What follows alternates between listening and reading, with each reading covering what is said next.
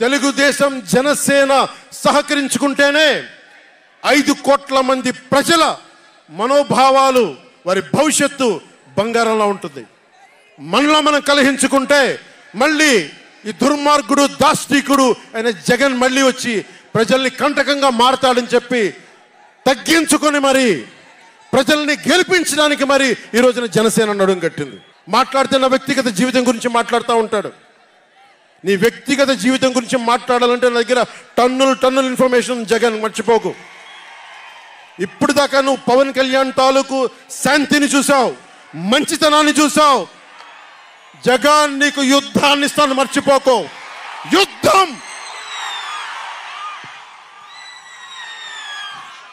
Martin Niemöller ఒకటి చెప్పాడు, జెండా దించు జెండా. నెత్తి మీద కాలు పెట్టి బలి చక్రవర్తిని అధాపాతాళానికి తొక్కుతున్నప్పుడు తెలిసింది ఎంతో అని. ఇంతింతై వటుడింతై నభో వీధిపై నంతై తోయిద మండలాగ్రమునకంతై వామనవతారాన్ని చూపిస్తుంది జనసేన. జగన్ గుర్తుపెట్టుకో, అధాపాతాళానికి తొక్కకపోతే నా పేరు పవన్ కళ్యాణే కాదు, మా పార్టీ జనసేనే కాదు, మర్చిపోకో. రేపు ఎన్నికలైనప్పుడు వైసీపీ వాళ్ళకి తెలుస్తోంది మనం ఎంతో. నెత్తి మీద కాలేసి తొక్కుతాం కదా, అప్పుడు అర్థమవుతుంది మేమేంటో. జగన్ జనసేన ఒక్క సీటు గెలిస్తేనే, జనసేన ఒక్క సీటు గెలిస్తేనే నేను రాజమండ్రి రోడ్ల పర్యవేక్షణకి వస్తానని అంటేనే రాత్రికి రాత్రి 10th క్లాస్ విద్యార్థిలాగా, 10th క్లాస్ చదువుకునే విద్యార్థిలాగా రాత్రికి రాత్రి రోడ్లు వేశారు. నైట్ అవుట్ చేసి మరి ఒక్క సీటుకే ఇదంతా. ఒక్క సీటు గెలిస్తేనే రాత్రికి రాత్రి రోడ్లు వేసావు. జనసేన 24 సీట్లతో ఏం చేయగలరో మీరు ఊహించుకోగలరా? వ్యూహం నాకు వదలండి, నన్ను నమ్మండి. 24 ఏంటి అని అంటా ఉన్నారు. విశ్వామిత్రుడు, బ్రహ్మర్షి విశ్వామిత్రుడు బ్రహ్మ పదానికి వెళ్ళడానికి కూడా 24తోనే. గాయత్రి మంత్రం 24 అక్షరాలు. అంకెలు లెక్క పెట్టదని చెప్పండి ఎవరిని, అంకెలు లెక్క పెట్టదని చెప్పండి ఎవరిని. పవన్ కళ్యాణ్ వంక కూడా చూడలేరని చెప్పండి. జనసేన మీద కన్నెత్తి కూడా చూడలేరని చెప్పండి. మనకి వైసీపీ జగన్ లాగా వేల కోట్లాది రూపాయలు వారసత్వంగా తినేసామా ఏంటి? మనం ఎన్నికలు రాగానే నియోజకవర్గానికి 50 నుంచి 100 కోట్లు తీయడానికి, ఖర్చు పెట్టడానికి, అన్ని స్థానాల్లో పోటీ చేయడానికి మన దగ్గర 50, 100, 1000 కోట్ల డబ్బులు ఉన్నాయా? మన దగ్గర దోచేసిన డబ్బులు ఉన్నాయా? లేదంటే 4 దశాబ్దాల సుదీర్ఘమైన అనుభవం ఒక వ్యవస్థలు ఉన్నాయా మన దగ్గర? తెలుగుదేశం పార్టీ నాయకుల్లాగా ఏమున్నాయి మన దగ్గర? వెతుక్కున్నాం, ఇటుక పెంచుకున్నాం.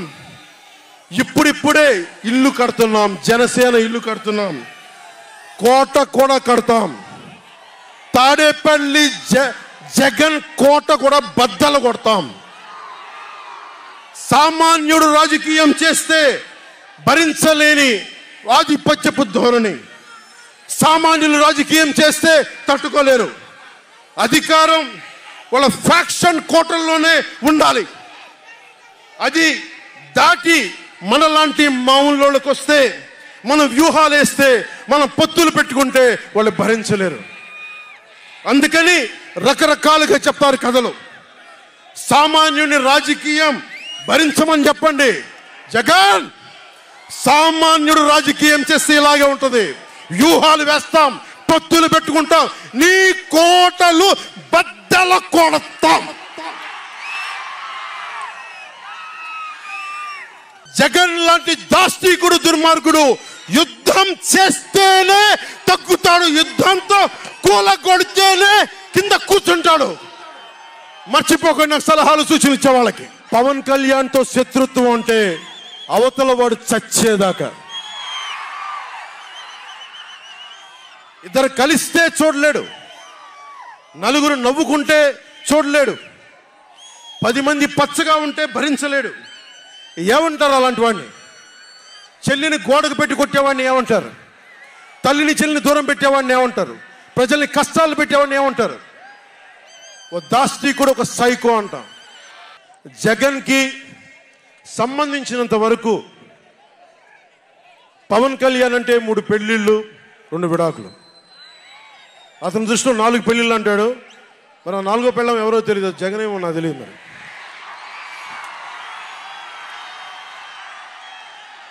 నాకు ఇదే విసుగొస్తుంది. జగన్ లేని 4వ పెళ్ళం అంటే నువ్వేరా.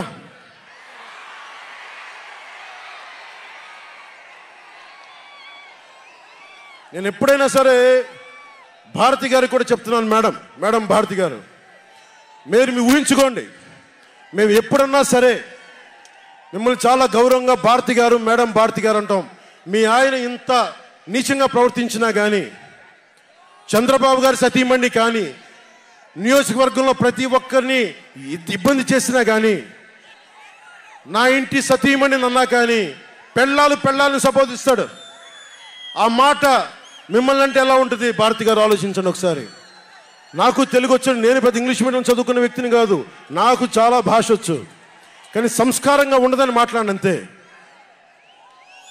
జగన్, నీకు సంబంధించినంత వరకు నేను 3 పెళ్ళిళ్ళు 2 విడాకులు.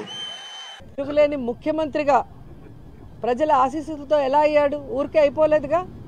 మరి నువ్వు కనీసం 2 చోట్ల నించుంటే 2 చోట్ల కూడా ఎమ్మెల్యేగా గెలవలేకపోయావు అంటే అర్థం చేసుకోవాలి. ఈరోజు సిగ్గుచేటు ఏంటంటే, ఒక పార్టీ ప్రెసిడెంట్గా ఉండి 24 సీట్లకే పరిమితం అయిపోయి మళ్ళీ క్యాడర్ని తిడతాడు. మనకెక్కడుందయ్యా బూత్ కమిటీలు? మనకెక్కడుందయ్యా మండల కమిటీలు? ఎవరండి డిజైన్ చేయాలి? మండల కమిటీలను ఎవరు ఏర్పాటు చేయాలి? బూత్ కమిటీలను ఎవరు ఏర్పాటు చేయాలి?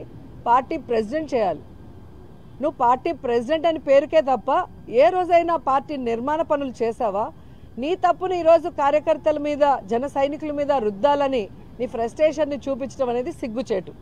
ఈరోజు ముష్టి 30 సీట్లు కూడా తెచ్చుకోలేని నువ్వు నిన్న జగనన్ననే అతపాతాలానికి తొక్కుతానంటున్నావు. నువ్వు చంద్రబాబు నాయుడు దగ్గర ఊడిగం చేస్తూ ఈరోజు అధపాతాలానికి వెళ్ళావు అనేది నిన్న మీటింగ్తో స్పష్టంగా అర్థమైపోయింది.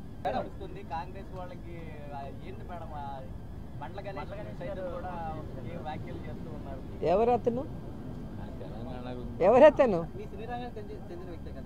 ఎవరో 7 o'clock బ్లేడ్తో కోసుకొని చచ్చిపోతానన్నాడు ఆయనేనా? ఏం చెప్తాం వాళ్ళ గురించి. కానీ